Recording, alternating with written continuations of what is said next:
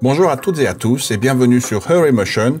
Aujourd'hui, je vous montre un petit effet avec une expression pour faire rebondir vos textes. Comme toujours, si vous aimez, vous savez quoi faire. Allez, on perd pas de temps, on se retrouve tout de suite sur After Effects et on commence.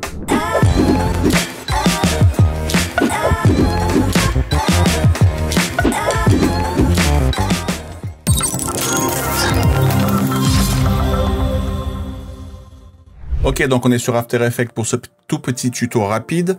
On commence tout de suite par créer une nouvelle composition. On va appeler ça, je sais pas moi, texte rebond. Paramètres comme vous voulez, hein, je reste comme d'habitude. Moi, 1920, 1080, 30 images par seconde. 3 secondes, ce sera suffisant. Je clique sur OK. Je prends mon outil texte. Je vais taper rebond, tout simplement, avec un D, sans le F. C'est ça quand on va trop vite. Je vais l'agrandir comme ceci. Je vais le centrer, voilà, quelque chose comme ça. Je vais l'aligner vite fait. Vous pouvez également, si vous voulez, changer la couleur. Hein. Vous allez sur caractère, vous prenez ce que vous voulez.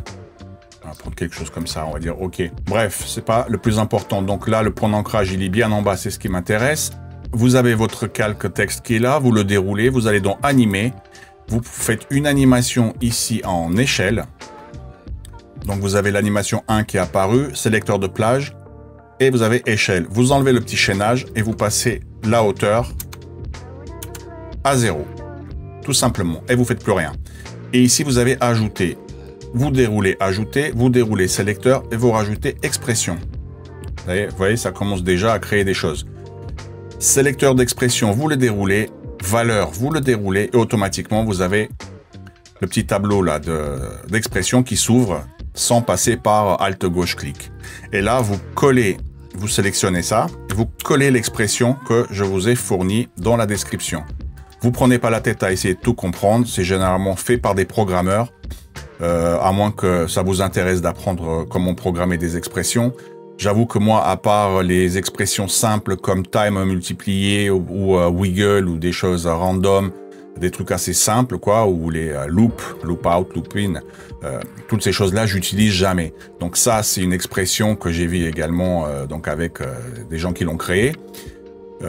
Voilà, donc ici, ce qui va nous intéresser, c'est surtout la fréquence et le délai. Donc là, si je lance, vous voyez, ça rebondit tout simplement lettre par lettre. Si vous jouez maintenant avec la fréquence, vous augmentez par exemple la fréquence, vous la passez à 5 et admettons vous passez le decay, on va dire à 3, le délai. Ça va aller beaucoup plus vite, vous allez voir. Vous voyez, ça rebondit un peu plus. Donc après, ici, entre la fréquence et le délai, vous pouvez tout simplement jouer. Pour rendre ça un tout petit peu plus joli maintenant, cette lettre-là, on peut faire un clic droit, style de calque, et par exemple lui rajouter un bizutage estampage, vous voyez. Ça crée directement quelque chose comme ça. Alors, j'étais trop vite. On va fermer ça et on va ouvrir le bizutage estampage ici. Ici, on va peut-être jouer sur son élévation. On va l'augmenter à 80%, histoire de créer un petit filet. Ça va créer comme un effet plastique, vous allez voir. La taille, on va bouger un petit peu sa taille comme ceci, vous voyez. Et on va jouer un tout petit peu sur son lissage. Un 4, peut-être la hauteur, vous voyez. Donc, vous voyez, ça crée un petit effet sympa. Ça fait un petit peu bonbon. Donc, la typo, je vous mettrai le lien également. Je crois que je l'ai pris sur Dafonte. C'est une typo qui est très très sympa. Ensuite, ce qu'il faut savoir, c'est que vous pouvez très bien jouer avec la 3D. Alors, le problème, c'est que si vous faites la 3D, vous allez perdre cet effet-là. Alors, je m'explique. Là, si je fais CTRL-K, vous avez ici rendu 3D. Là, je suis déjà en 3D avancé. De base, vous êtes en 3D classique. Donc, l'effet, il sera comme on vient de le créer. Si vous passez en 3D avancé, OK. Et que là, vous allez dans votre texte, on va refermer tout ça. Vous voyez, on a style de calque, mais on n'a pas option de surface ni option de géométrie. Si vous cliquez sur le petit cube 3D, vous créez votre 3D. Par contre, vous perdez tous les effets qui sont là. Et là, si vous allez sur votre option de géométrie et que vous jouez avec votre extrusion, vous voyez, effectivement, on crée une extrusion. Donc là, si vous faites R, vous pouvez tout à fait animer. Par contre, l'effet rebond, il fonctionnera. Vous voyez, ça rebondit, mais en 3D. Donc ça, c'est déjà une bonne chose. Si vous voulez, par exemple, maintenant rajouter des effets par-dessus, ce qu'il faut faire, donc là, je repasse à 0. On va se mettre là. Donc, on va garder cet effet 3D. Et pour que l'effet fonctionne, vous faites CTRL-SHIFT-C, vous précomposez tous les attributs, OK. Et là, sur cette précomposition-là, vous pouvez là, maintenant, faire style de calque et là, rajouter, par exemple, votre biseau. Vous voyez, là, ça fonctionne. Biseautage et estampage. On va se refaire, comme tout à l'heure, on va augmenter un petit peu sa hauteur, augmenter un petit peu sa taille, le lisser un petit peu. Et là, ça fonctionne. Donc là, on a l'effet.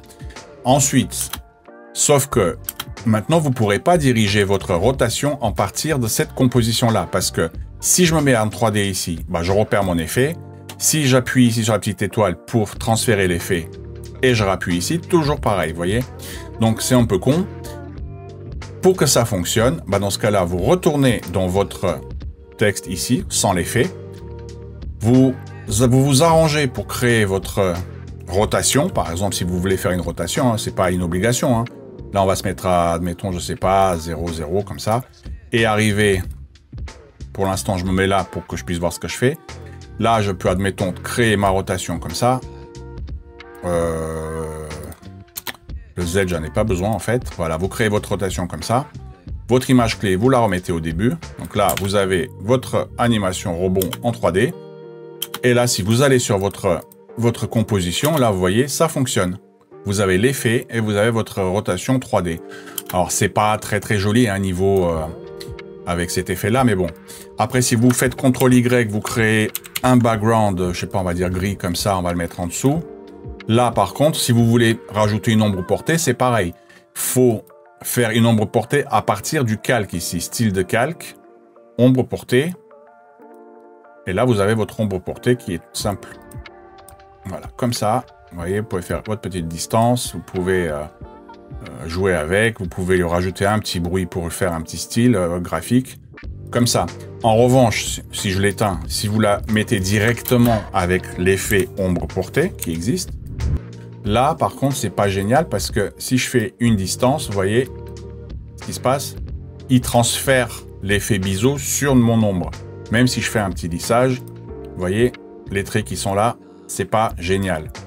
Donc, ça donne un style, vous me direz, mais c'est pas ce qu'on veut. Donc, nous, ici, ça nous intéresse pas. On va utiliser l'ombre portée du style de calque. Et là, vous avez créé tout simplement votre effet. Donc voilà, pour ce petit tuto rapide, vous prenez la typo que vous voulez. Ce qui est intéressant, c'est surtout notre expression que vous pouvez jouer après. Donc ici, je réitère rapidement. J'appuie 2 fois sur E pour arriver sur mes expressions. Vous pouvez juste jouer avec la fréquence et le délai pour faire le réglage qui vous intéresse. Après, le mode 3D, c'est un bonus si vous voulez le créer ou pas.